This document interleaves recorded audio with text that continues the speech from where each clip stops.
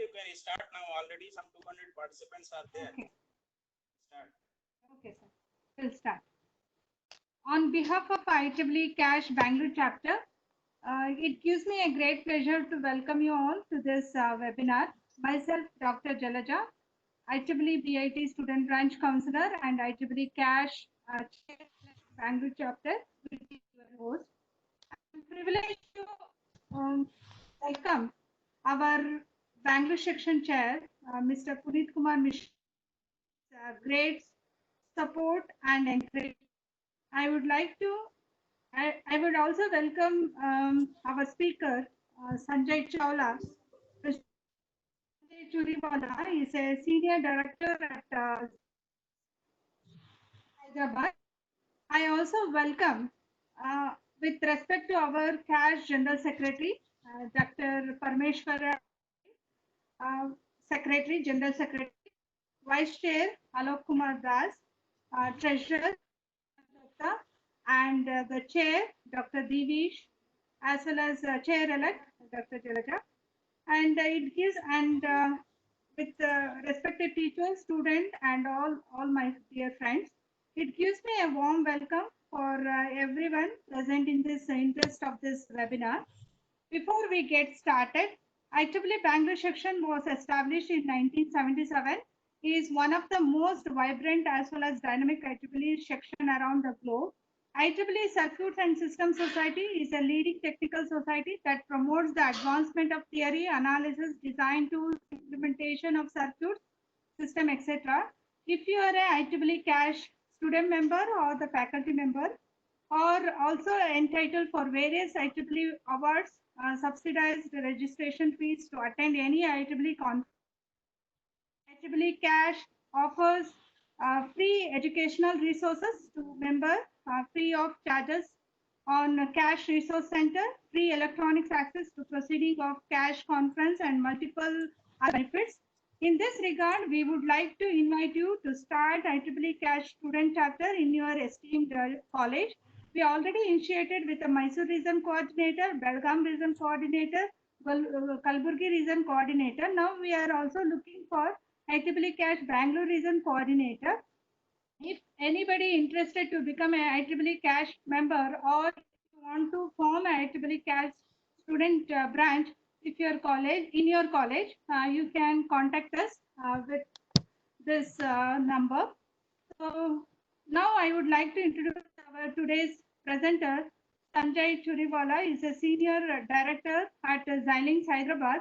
Prior to Xilinx, he has worked at Synopsys, Motorola, and a few consulting companies. Over 25 years of professional experience. He has worked on multiple aspects of VLSI and EDA. He has co-authored of 4 technical books, several papers in technical journals. He is a BTech in electronics and electrical communication engineering from IIT Kharagpur. Over to you, sir. One second, I'll just make you as a presenter. So good evening, ma'am, and thanks for giving me the opportunity to speak for this IEEE on behalf of IEEE CAS. It's an honor to be able to speak to so many audience at one time. Let me see if I can start sharing my.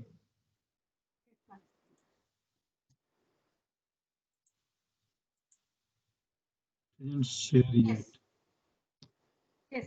Now you can present your PPT, sir. You can share your PPTs by clicking on share content. Here you can see the share content. So now I'm assuming you can see my presentation. Yes, sir.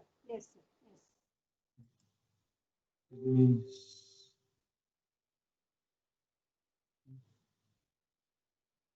You can see your screen. Yeah, I'm just trying to do the pointer option.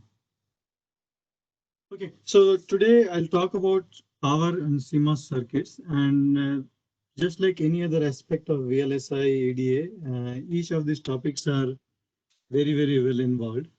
I was told most of the audience is either student level or entry level professionals. So I have kept it very simple um, and rudimentary to start with today. Okay. And today what we'll do is we'll spend most of the time in understanding how power dissipation happens in a CMOS circuit, CMOS VLSI circuit, and then also some of the ways on how to reduce that power consumption. We'll keep everything very, very simple. Once you go into the depth of things on your own later or on subsequent topics, we'll start realizing that there are a lot of intricacies to each of these things which we're talking in a very, very simplified manner.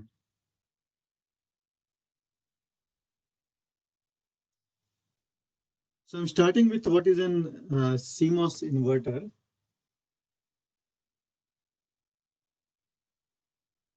Okay, so I'm hearing the comment saying that volume is low. Is this better in any way or? You can increase a little bit high, sir, your volume. Okay, so I'm starting with what is a CMOS inverter here. For a CMOS inverter, you have a P transistor connected to VDD and an N transistor connected to ground.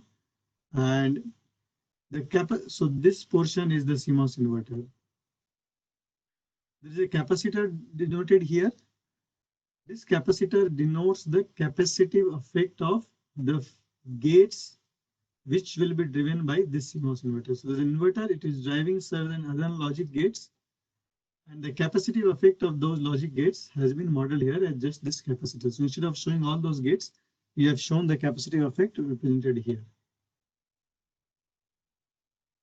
So let's assume that initially the input at the CMOS inverter is low. So the input has logic level low. And since the input is at logic level low, the output will be at 1. This is the property of the inverter. Right? Now, given CMOS circuit, the way this inverter takes the output to 1 is a low here or a 0 here. A 0 here will turn this P transistor on, and the same 0 here will turn this N transistor off. Because of this on P transistor,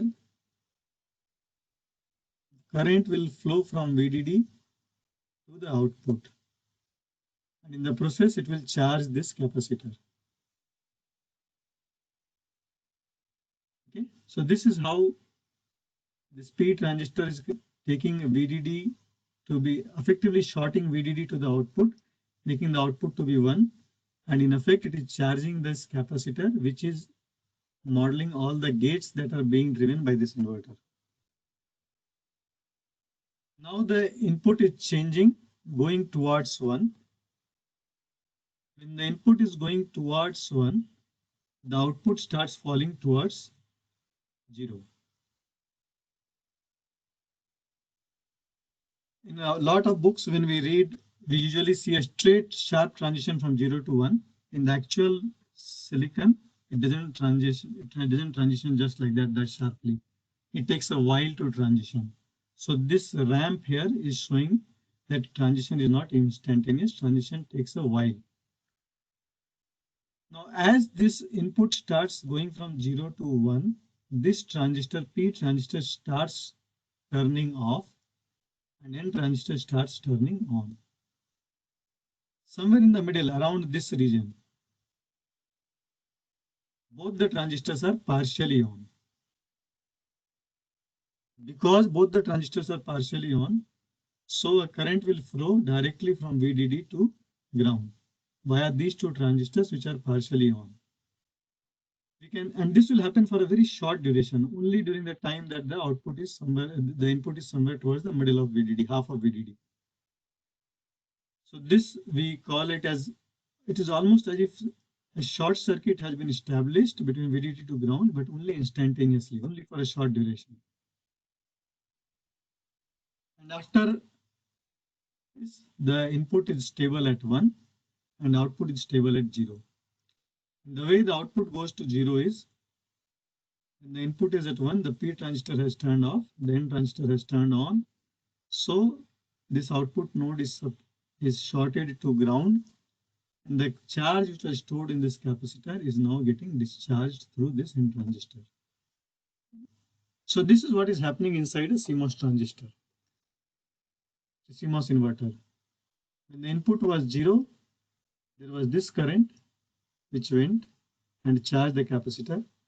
When the input was 1, this same charge got discharged to the ground through this transistor.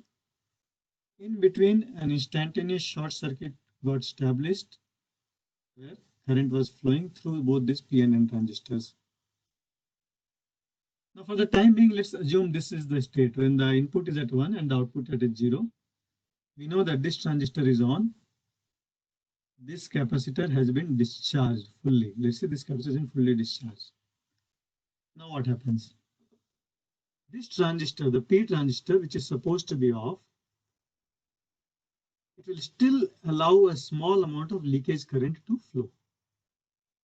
So there will be this leakage current which will flow through this P transistor and then get to the ground for the through the N transistor. Similarly, when the input was low, even after this capacitor was fully charged, there will be a small current flowing through the leak due to the leakage of the N transistor. Okay. So now, besides the current due to charging, due to discharging, due to instantaneous short circuit, we are also talking about a small current due to leakage. Okay.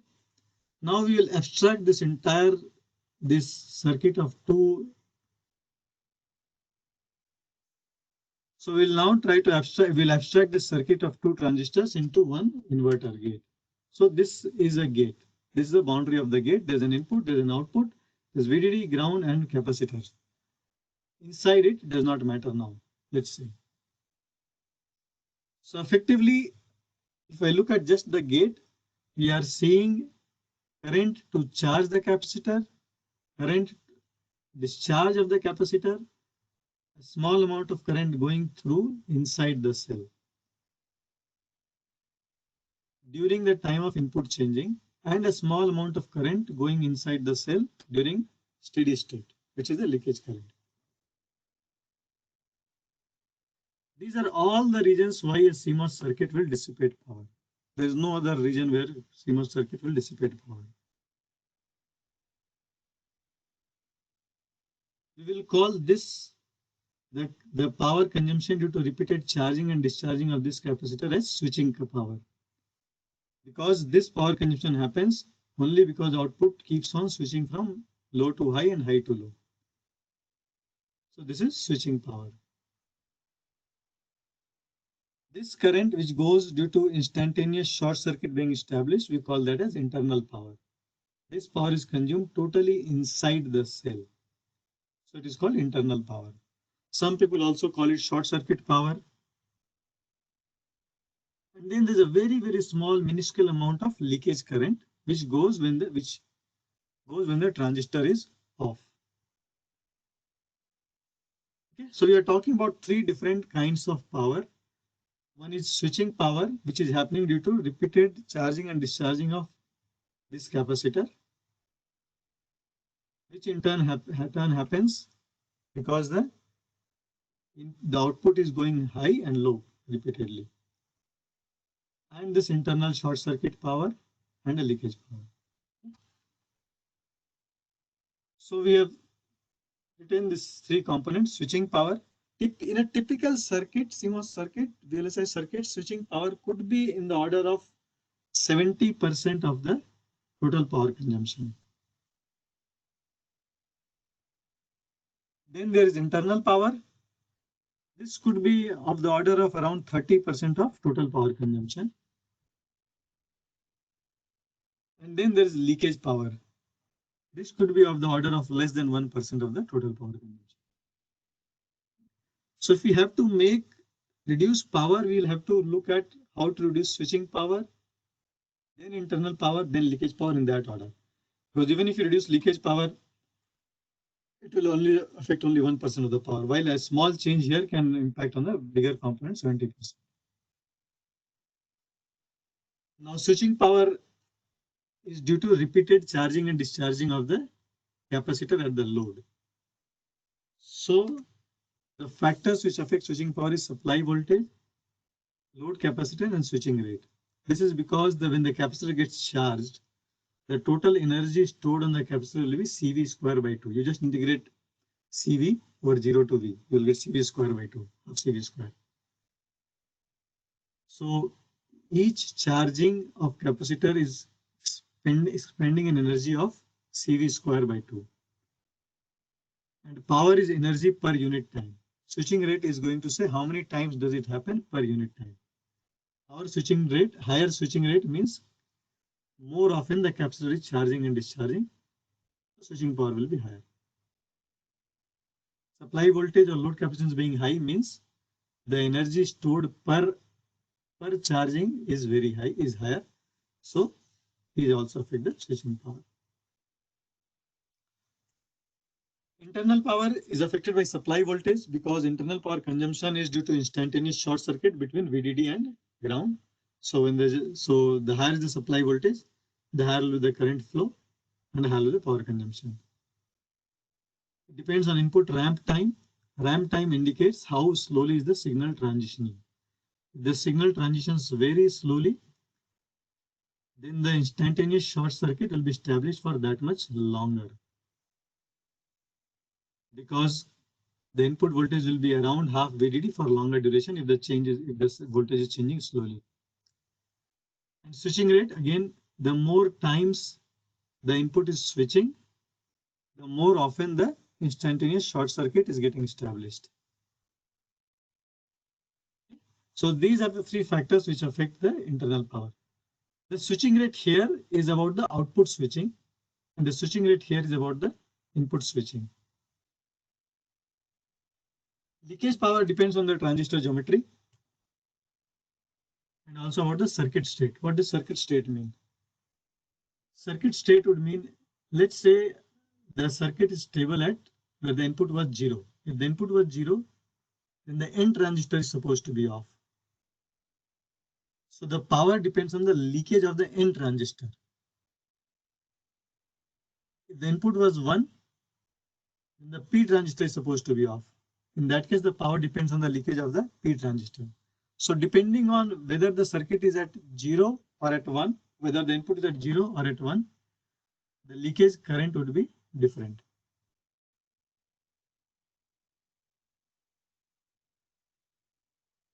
So if you have to reduce power, you have to play with only these factors: the voltage, the capacitance, switching rate, input ramp time, geometry, and circuit state. We'll start with playing with the activity. Activity is same as switching rate. We'll start with trying to reduce the activity of the circuit. If the number of transitions are low, then the total power consumption will be low. So we'll try to look at ways of reducing the circuit activity within the circuit. If you can reduce the circuit activity, we'll be able to save on switching power and also on internal power. So both of these major components will be affected. So let's look at some of the ways of reducing switching activity, reducing the activity within a circuit. There are multiple kinds of logic gates. We know XOR, XNOR, AND, OR, NAND, NOR kind of thingy. So you are familiar with certain style of truth table. I have used a slightly different style. Now looking at XOR table, just the table at XOR, A and B pins are interchangeable. I have used only one of these. If A is rising, the main point of this table is if A is rising, output will change. Whether B 0 or 1 doesn't matter, output will change. Whenever A rises, output will always change. Similarly, if B were to rise or fall, the output will change. The point is either whenever A or B, if any of these changes, the output will start changing. The output will also change if it's an XOR gate or an XOR NOR gate. On the other hand, if you look at an AND gate, if A is rising, Output may or may not change depending on B. If B is 0, output will remain stable. A can change whatever it wants to.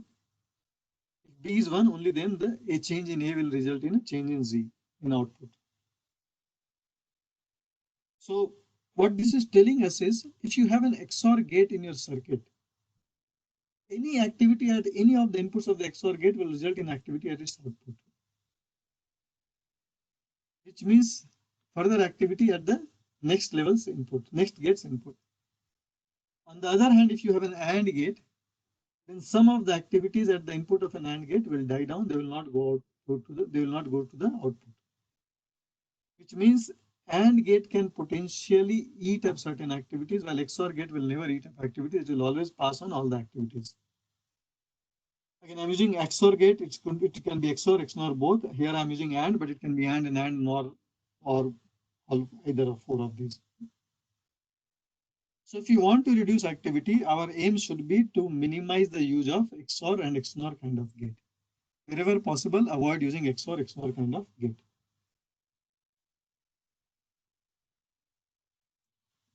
How do we do some of the examples? If you have a multiplier, if you want to multiply something, now multipliers are formed by a lot of XORs. Multipliers internally have a lot of XORs. So if you have a multiplier, then replace the multiplier by shifting, by shifter. So if you want to multiply by 2, then instead of having an actual multiplication, you do a shift register, shift by 1. Similarly, if you want to multiply by 8, you do a shift by 3 bits.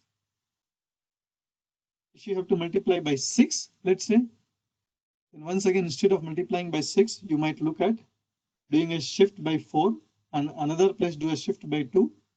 Sorry, shift by 2 bits to get a multiplication by 4, shift by 1 bit to get a multiplication by 2, and add these two. Okay? So there are ways by which you can replace multiplier by combination of shifters, which will take much lesser time, much lesser power, because shifters are not using XORs. Shifters, while multipliers are using XORs, which will take a lot of activity, which will cause a lot of activity.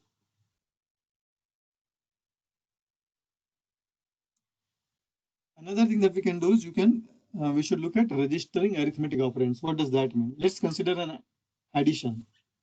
You want to add 2 numbers. So you want to add 2 numbers. Each of these numbers are 32 bits each. Now you have to, and the output will be a 33 bit. Let's assume 2 numbers to begin. I'm just randomly picking 2 numbers. Let's assume 2 numbers to be 5 and 3. So after addition, the result will be 8. After that, let's say this number changes from 5 to 9. This number changes from 3 to 7. So after addition, the result should be 16. So this output, when it went from 8 to 16, effectively 2 bits should change. In reality, what happened is this number went from 5 to 9. So multiple bits of the input change. Here also multiple bits of the inputs change. It is possible that all these bits which are changing do not come at the same time. All these bits change at different time. Here also all these bits change at different time. So when it went from 8 to 16, it went through a lot of other intermediate values also. As one bit changed here, this got recomputed. Another bit changed here, this got recomputed. Another bit changed here, this got recomputed. Another bit changed here, this got recomputed. So there's a lot of recomputation happening, and each time this output is switching unnecessarily. So what we can do is, we can make sure that all these operands are being driven by flops, which are kept close to the adder. All these flops will get triggered by clock, so all these inputs will change at almost the same time. So all 32 bits here, 32 bits here, they will change at almost the same time. So the adder will need to evaluate only once rather than evaluating multiple times.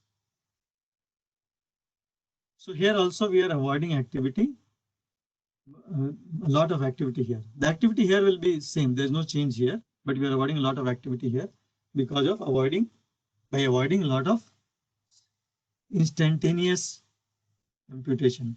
Now, anytime you have seen a digital display where the value seems to go from one value to another value, but in between it seems to be flickering. This is what is playing a role. The inputs to the value to the display is changing one by one. All the bits are changing one by one, and the output is getting continuously evaluated. Instead of that, all the inputs should be registered. All the inputs should be presented in one go so that the output is also evaluated in one go.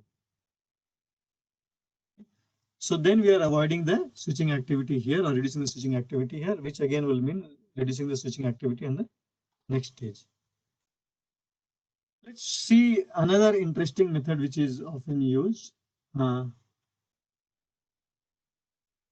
say you want to do a comparison between two buses, each of them being 32 bits. You want to compare whether two buses are equal or not. The values on two buses are equal or not. Comparison. Now the easiest comparator that is used is XOR. So once again, if you want to compare two buses of 32 bits each, you will end up using 32 XORs, which we say is not good, using so many XORs. So what you can do is you can first decide to compare only the MSBs of the two buses. If the MSB themselves show that they are not equal, or if the MSB itself is sufficient to identify which one is greater than the other one, then you don't have to worry about the other 31 bits. So you can straight away prevent the activity on other 31 XORs. If the MSB is non-diagnostic because both of them have the same value, then you go to the comparing of the next 31 bits. Now for comparing the next 31 bits, you can once again use the same method that I'll compare the bit number 31 first. If that is non-diagnostic, then only I will go to the next 30 bits and so on. Or you can decide to do straight away 31 bits comparison. So here also what we are doing is if we have to compare two buses, which are wide buses, instead of subjecting both the buses to the XOR, to the army of XORs, we'll use the MSB only first. If that is non-diagnostic, only then we'll resort to using all the XORs. Again, these are just some examples to show how to reduce activity. Okay, these are not exhaustive list. Another method which is used most popularly, very popularly, is clock gating. What this is telling you is if there's a portion of the circuit which you are not interested in at this time, don't even send a clock to that portion of the circuit. If you're not sending clock, there will be no activity. At least you will save on the activity due to clock. Clock is the highest switching signal in the circuit. At least you will save on the circuit on the clock switching power. How do you do clock gating? It's very simple. You put an AND gate. There's your original clock signal. There's your gating signal, and there's a resulting output clock signal. Instead of using this original clock signal to drive your circuit, you now use this clock signal to drive your circuit. Let me show a quick waveform. This was your original clock signal. We had an enable. While the enable is low, you won't have any clock. So there will be no activity further down over here. When the enable is high, then the clock can go and normal operation can be performed. Once again, when the enable is low, once again, no clock over here. So no activity here. Think of a situation where, let's say, you have gone in an airplane and you put your phone in an airplane mode. Now it will not be able to receive any call. It will not be able to make any call. So the transmitter and the receiver portion of the cell phone, that portion of the circuit can be turned, the clock for that portion of the circuit can be turned off. Because we know that that circuit cannot be used, is not usable at this time. So turn off the clock and we'll save the power for that portion of the circuit. While this seems very simple, there are some intricate situations that happen. Let's look very closely at this portion of the circuit. There's a clock which went up, original clock went high. This was a rising edge of clock. the enable was low. So the output clock did not see this rising edge. Now the enable went high and the output clock saw a rising edge. So if you look at it effectively, what has happened is the clock edge which should have come here, instead of that, the clock edge has come here. So this clock has been distorted. There was no, we should not be having any clock edge here, but we got a clock edge here. This phenomenon is called spurious clocking. There is no clock, there should be no clock edge here, but we got a clock edge here. Similarly, look at this portion also when enable went low. Because enable went low, so the corresponding clock also went low. So effectively, if you look at it, the pulse width of this clock became very small.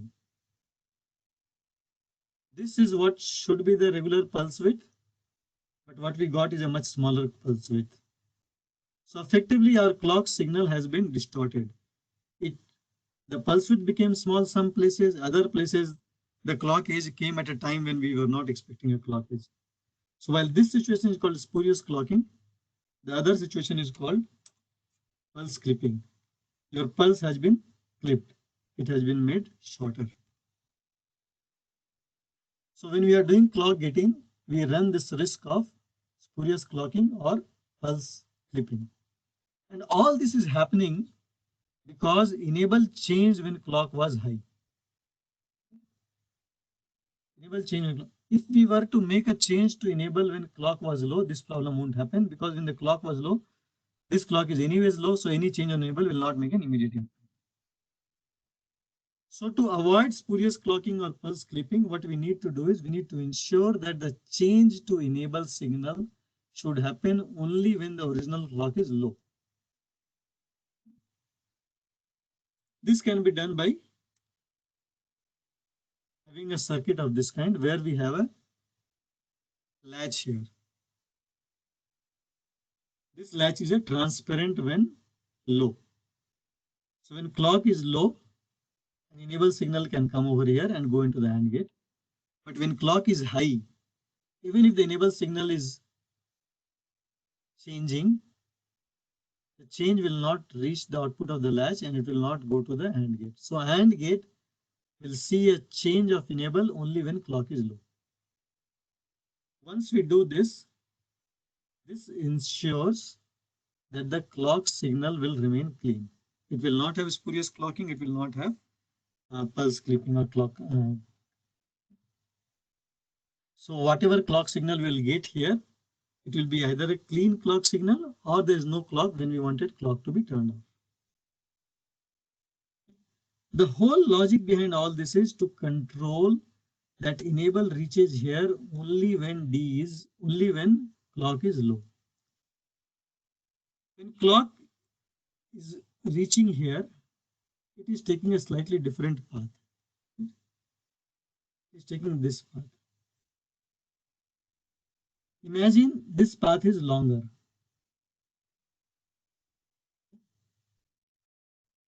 Clock went low, enable changed here, but the clock here did not go low yet. So then all this work was useless because for the AND gate, the clock was still high. So these paths are nicely timed to make sure that once the signal starts from here and reaches here, this signal would have also reached here. So this timing is done properly and it is always ensured that it has to be timed properly. So that when enable finally reaches, the clock is always low. Clock should never be high here. Once this has been timed, this whole thing is put as one logic gate, which is called integrated clock gating cell. So this whole thing is called one logic gate. Chip designer will not put this latch and invert and clock and AND gate separately. The chip designer will instantiate this logic gate as is called integrated clock gating cell. And inside this cell, the signals have been timed properly, which will ensure that This AND gate will never see an enable change when clock is high, which will ensure this clock signal is very clean. Okay. So what was supposed to be a simple clock getting cell by an AND gate, we have to put in additional circuitry to ensure clean clock, and then we have to put that additional circuitry as a gate by itself. We used an AND gate for clock gating. You could also use an OR gate for clock gating. If you use an OR gate, that means clock will, when we don't want circuit to be clocked, clock will be kept at high. We discussed earlier about leakage power. Circuit state should decide what is the leakage power depending on your circuit, whether the PMOS transistor has higher leakage or the NMOS transistor has higher leakage. You might decide to keep the clock stable at either high or low, and that will decide whether you want an OR gate or an AND gate. So these are some examples of how do we reduce activity on a circuit. We try to avoid using XOR, XNOR. We try to avoid using multipliers, use shifters. We register arithmetic operands so that all the bits of a bus change simultaneously. We use clock gating. When we use clock gating, there is a risk of spurious clock gating or pulse clipping. So we put in integrated clock gating cell where we put in a latch. This clock gating method is used most often. Among all these methods, clock gating is used most often, and this replacing multipliers by shifters is also used. Arithmetic operands also is used. Okay, I'm saying in the order of importance, which one saves how much power. Clock gating will save highest power. Replacing multiplier by shifter will replace next, and then arithmetic operands. Let's now look at another method. Here we are going to reduce the supply voltage. If you reduce the supply voltage, once again, it will impact switching power, internal power, and leakage power. Switching power because the capacitor gets charged to half CV square. So V is getting reduced. Internal power because power is the path is established between VDD and ground. So if the supply voltage is low, then again, the total power consumption will be low. Leakage power is also reduced because once again, the voltage is being reduced. So the leakage resistance, the leakage current will be low because the supply voltage is low. Okay, so when we reduce supply voltage, all three aspects are reduced. But you cannot arbitrarily reduce supply voltage to whatever value you want.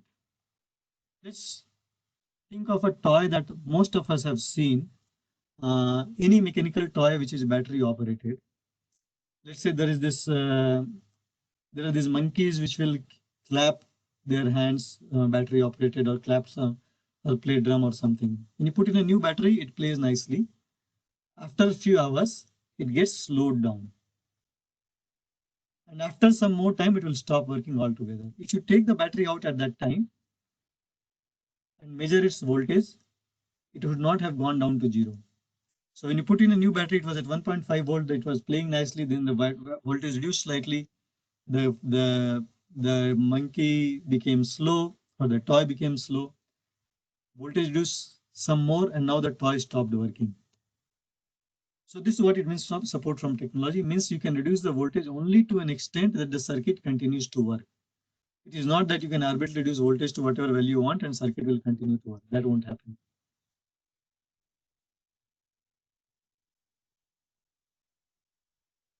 We discussed that when the voltage reduces, the performance gets impacted. The toy was becoming slower. Same thing might happen for our circuit also.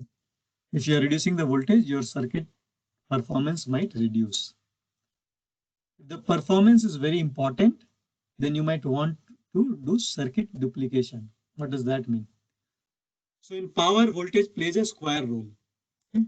CV is V square. So you reduce the voltage by half, your power consumption will reduce to 1/4. You put 2 of those circuits, your power will come to double of 1/4, so half.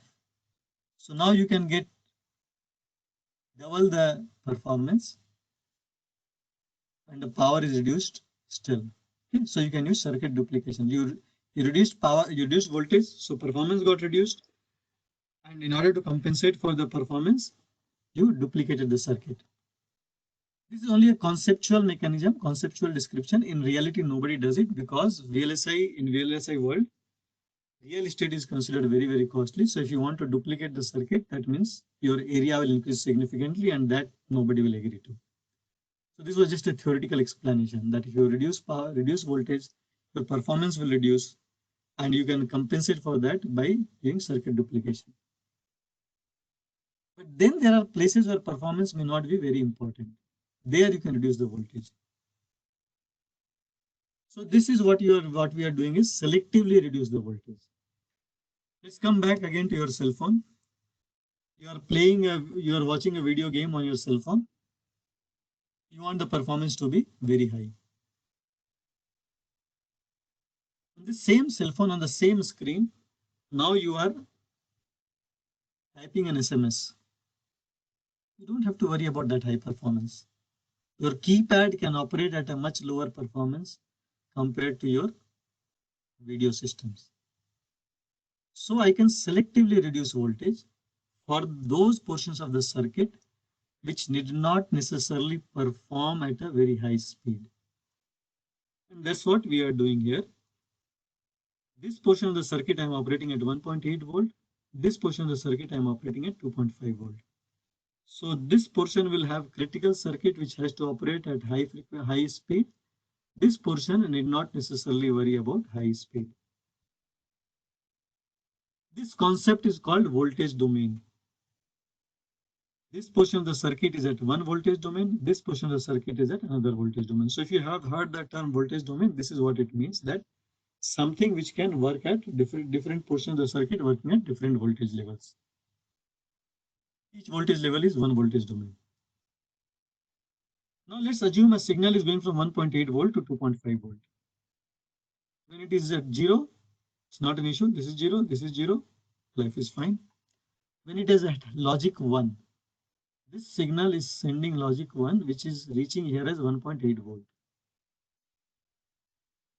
If it is reaching here at 1.8 volt, for a 2.5 volt supply, the noise margin has been reduced significantly. So what we do is we add a level shifter here. The job of this level shifter is when a signal of 1.8 volt was showing up here, it turned its level to 2.5 volt and send it as 2.5 volt. So we could get the benefit of reduced voltage here, and while this portion of the circuit still can maintain its noise margin. Okay, so on voltage supply, this is more or less what people do. You identify portions of your circuit which are not very critical, and you can reduce the supply voltage to it. And you have to only ensure that you have put in level shifters. Another method which is also used is you turn off the power supply. Once again, this you use when a portion of the circuit you don't even need at all for that time, for some time. So you turn off the power supply. You are not accessing your gallery on your cell phone. So all that data which is stored on the memory, you don't need to access. So you can turn off the supply for the memory if you want.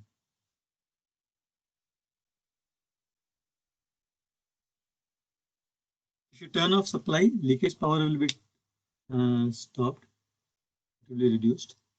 Plus there will be no other activity anyways. So leakage power is reduced and there will be no activity and there will be no other activity anyways. So this is what we have done. We have kept one portion of the circuit where we have turned off the power supply. Another portion of the circuit is on. This concept is called voltage island. This portion is an island which can be turned off. The previous one, when we said reduce the supply voltage, we said voltage domain. Here, when we are saying power supply can be turned off, we are calling voltage island. Okay. So once this supply has been turned off, there is no activity here, there is no switching power, no internal power, no leakage power, nothing. Plain, clean, off. But what is going on over here? Let's see. There's a signal which was supposed to be driving this circuit. Now this signal is now no longer being driven because there is no power supply here. If this signal is not being driven, this signal is now floating. Because it is floating, so this could come to around VDD by 2, which means there could be a lot of current flowing around this portion of the circuit. This has come to VDD by 2. We do not know what is the input value here, and there will be low power, a lot of power here because of that short circuit power. So we switched off this power supply to save power, and in return there was more power consumption here. So what you do is you put an AND gate here. When the supply has been turned off, this AND gate will put this signal as 0. So whatever is coming from here or not coming no longer matters. This AND gate has become 0. This AND gate's output has become 0, which means these signals will stay. This block, the on block, will get clean signals, 0 signal. This cell is called isolation cell because this cell, this AND gate, has isolated this logic from this circuit. This island having been turned off is getting isolated by this AND gate so that the on portion of the circuit is not seeing floating inputs.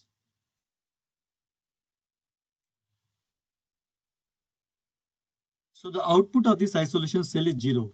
When it wants to isolate the island, it sends out a 0. You can also have different kinds of isolation cell. If you put an OR gate here, then you can put an isolation cell to output a value of 1. If you put a latch, then you can retain the previous value. So isolation cell, you can have an AND gate, you can have OR gate, you can have a latch, depending on what kind of isolation cell you are using. When the voltage island is turned off, you will either get a 1, 0, or it will retain the previous value.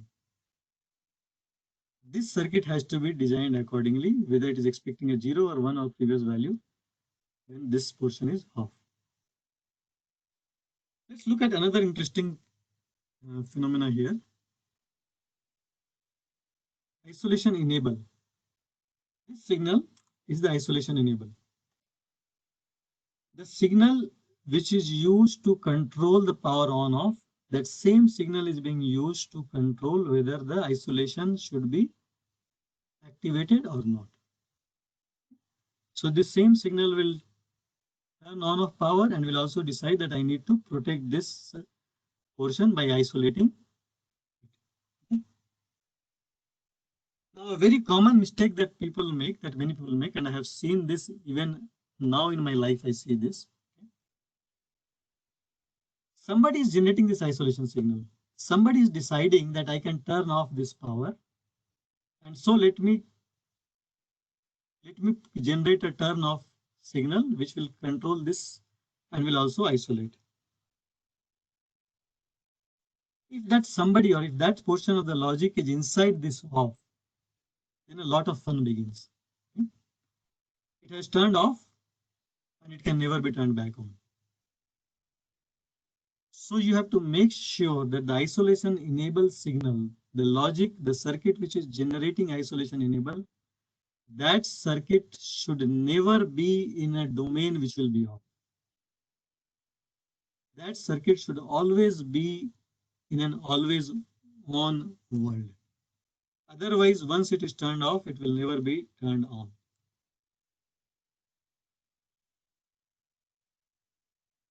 So very recently, we had a situation where one of our users reported that as they took out USB devices one by one,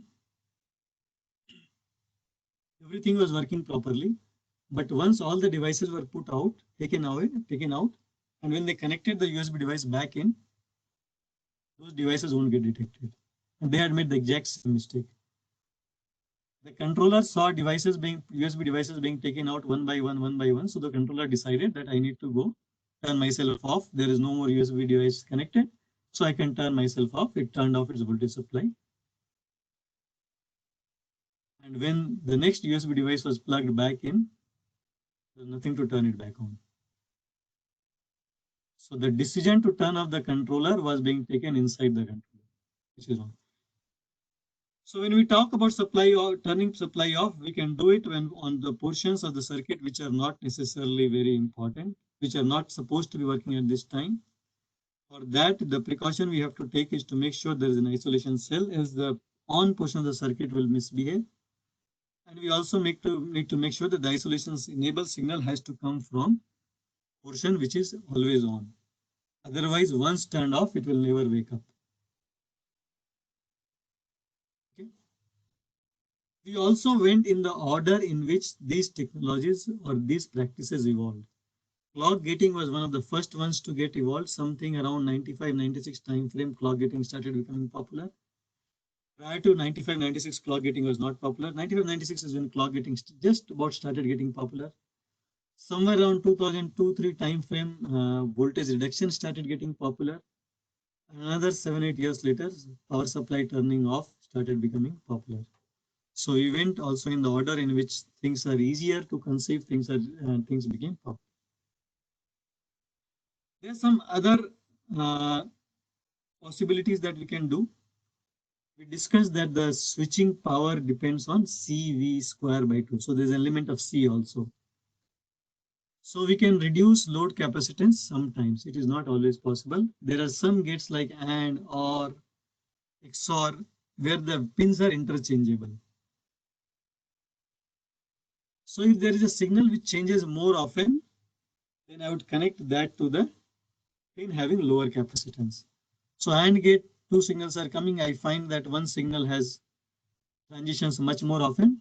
So I'll connect it to the pin having lower capacitance. This is what is flip pins. If you are seeing a high activity signal going to a pin with higher capacitance, flip it.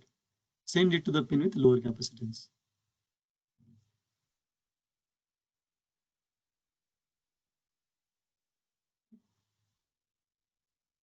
Understand that the power saving here is very, very marginal. We do not get a lot of power saving because the activity is the same. Only the difference in capacitance is what you will save. But if this high frequency signal was also in the critical path, then the critical path considerations will overrule this decision because savings are much lesser and a signal which was much more important, time important, we are tinkering with that. So this you can do to get very minor saving, but this is overshadowed by critical path considerations. Also, these kind of decisions can be taken very late in the game when the layout has been done at the gate level. You change the layout and the decision you had taken earlier is no longer valid. So that's why this is not very commonly used. Other than being used only in theoretical context, it is usually not used very commonly. Because savings is very marginal and the critical path decisions are more important compared to marginal saving on power. Okay. So we have looked at activity reduction, we have looked at voltage reduction, we have looked at capacitance reduction, which is not used very often. We have looked at turning of voltage. The only thing that we have not looked at is the input ramp time.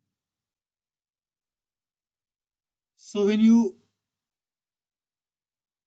reduce the ramp time when the signal moves faster, then the short circuit will be established for smaller duration, which means short circuit power will be lesser. So if we can make the ramp time to be or the signal to move faster, we can reduce internal power, which means the input signal should move very fast, should transition very fast. 0 to 1, 1 to 0, it should move very fast. Faster ramp at the input will reduce the internal power. But how do you get the faster ramp at the input? In order to get the faster ramp at the input, you need a higher drive strength of the previous stage. When you have a higher drive strength of the previous stage, that means increased internal power for the previous stage. So you saved internal power at this stage, but you increased the internal power at the previous stage. So net effect is not known. Whether overall you are saving power or whether you are increasing power is not known. So obviously this method is not used at all. So this was a very quick introduction to factors and components of power dissipation in a CMOS circuit and ways to control some of those factors. Like I said, right, this is a very, very introductory work. Each of these has its own complication. And that's all I had for today. I saw some notes, some people saying voice was not clear. I have no idea what could I have done to do it, right? I tried to do a voice test before we started. If somebody has any questions, they could ask. I can try to answer if I can. Thank you very much, sir, for your informative presentation. So I have one question, sir. So here you are talking about the critical path. Sir. If the critical path is more, is it is going to affect the switching power? So critical path, ma'am, in the context of timing critical. If a path is timing critical, you don't want to slow down that path. Okay. Because you don't want to slow down that path, so in order to save little power, you don't want to make any changes to the path that, okay, I'll change the flip, I'll change the pin from B to A or from A to B. The decision whether you will put that from to pin A or to pin B will be purely dependent on whether A to output delay is less or B to output delay is less. Okay. But if you do change the pin, you should be seeing a change on the switching power. More doubt, sir. So can you elaborate some more point on switching power and switching rate? Switching power and switching rate. Sorry, ma'am, did you say switching power and switching rate? Yes, sir. Okay, so if you look at, let me go back towards the beginning.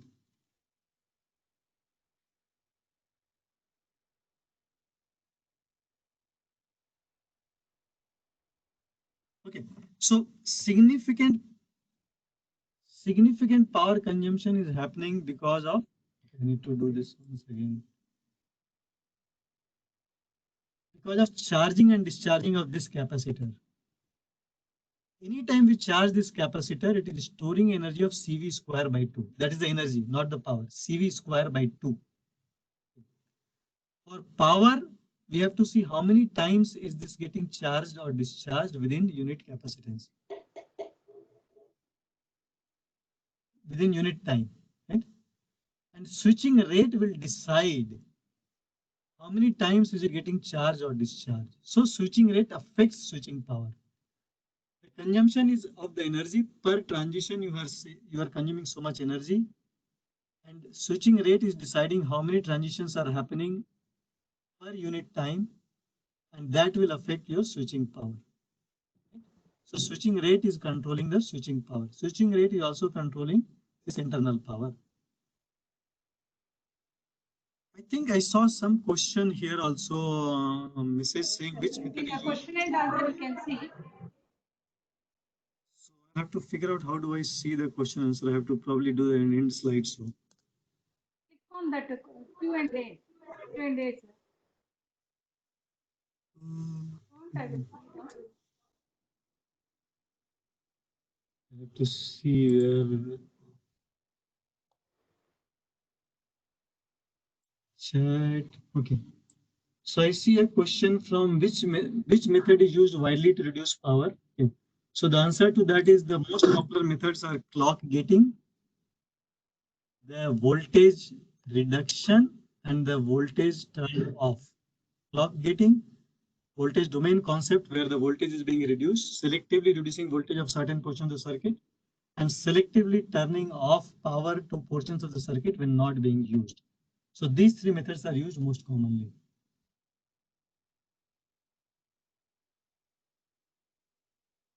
Okay, this was probably the only question that we had. There is one more question. Q&A, one more question. It says that can you throw some light on AV ratio and dynamic threshold change being worked out in the chip to save power? Say that again. Can you throw some light on AVSO and dynamic threshold change, which is being used and worked out in chips to save power? Okay, so AVSO, I have no idea. I have never heard this term. Okay, and dynamic threshold change would mean some of these cells that we have, we will dynamically change their switching threshold to reduce the leakage. So to the extent that I know dynamic threshold change, these kind of methods are used more to control leakage and internal power than to control switching power. And some of these would be probably much more advanced techniques used when you want to extract the last bit of juice. In our FPGA world, so I work for Xilinx, which is an FPGA company. We usually won't necessarily worry about that last bit of juice being extracted. So in our FPGA world, we don't use either of these two methods, the dynamic switching threshold and the dynamically changing the switching threshold or the AVSO. So I won't be able to do justice in terms of providing the real cutting edge situation onto that one, cutting edge techniques on that one.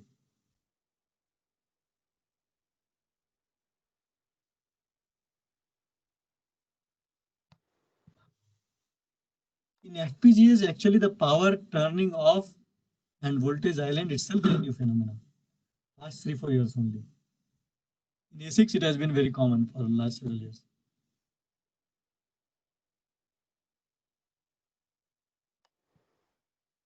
There is one more question, sir. Yeah, ma'am. How to calculate the area occupied by a circuit? Say, for example, the inverter you explained. You couldn't hear how to calculate the area? By a circuit. Area occupied by a circuit. Example, they are saying inverter. Okay, so inverter has 2 transistors. So again, there are many techniques or many depends on different levels of abstraction.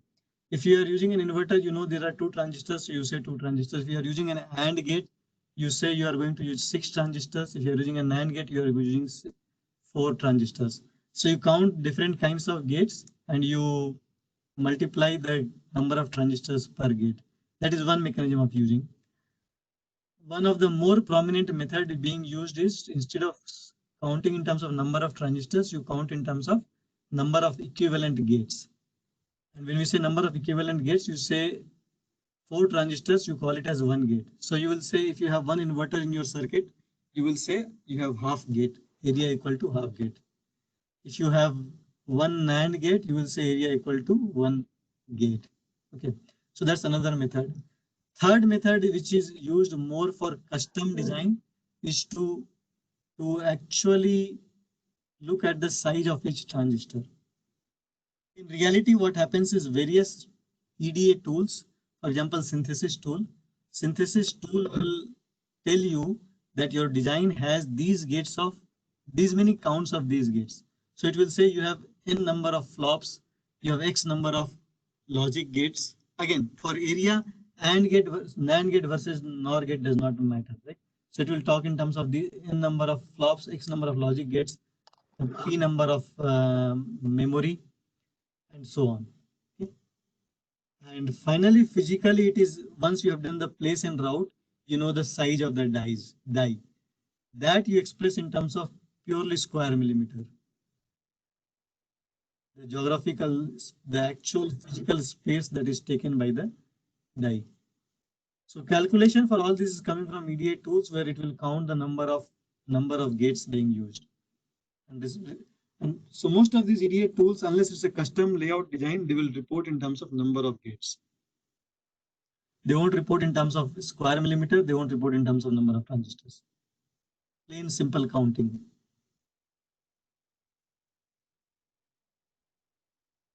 Question, sir. Initial voltage of capacitor affects the input ramp time. Say that again, ma'am. The initial Voltage of capacitor affects the input ramp time. So the initial voltage of the capacitor will affect the input ramp time of the next stage. On this stage, for the current inverter, let's say, the input ramp time is affecting the capacitor getting charging and discharging. This capacitor is not making an effect backwards, but this capacitor is going to affect the input ramp time of the next stage. In general, you will assume that for any CMOS circuit, VLSI circuit, the initial voltage will be either a clean 0 or a clean 1. In CMOS circuits, we don't want to deal with intermediate values. You start from 0, go all the way to 1, don't stop in between. You start from 1, come all the way to 0, don't stop in between. Because if you have an initial voltage on the capacitor, this means that the next stage, and if this initial voltage is not a clean 0 or 1, the next stage is seeing almost like a value midway between 0 and 1. And that will establish a short circuit between the P transistor and NAND transistor of the next stage. So the answer is initial voltage will impact, but we usually don't expect capacitors to be charged to values other than 0 or 1. Sir, they are asking about stocking effect. What effect? Stocking effect. Right, I am not able to hear. The Q&A, it is that type. Stacking effects. They're talking about. So I'm in chat, I'm not seeing any question here. Q&A. In the Q&A, you can see. Sir, one more question is here. Will initial voltage of capacitor affects the input ramp time? Yes, that is answered. Yeah, so that's what we answered. Okay. The input ramp time is going to affect the capacitor voltage, not the other way. But this capacitor is acting as the input ramp time of the next stage.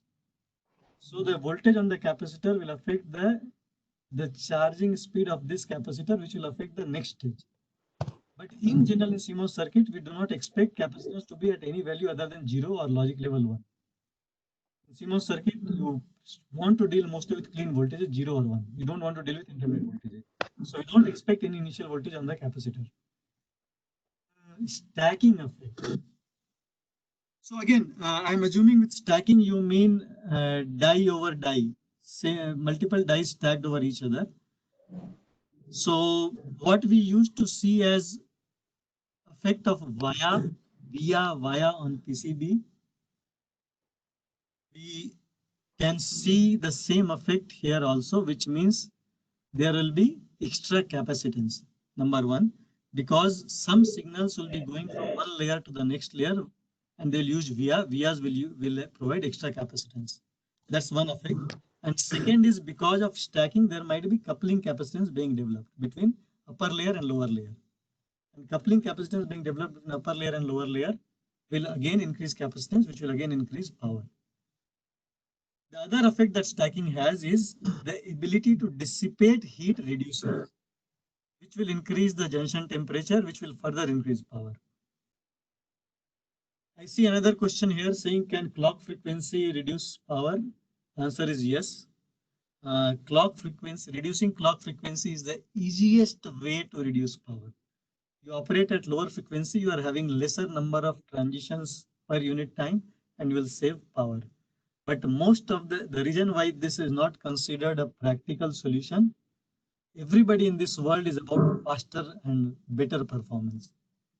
So that's why this is not even mentioned as a practical solution that you reduce the frequency, because everybody is just trying to go faster and faster and faster. Nobody wants to say that, okay, I will work with a device which is now slower.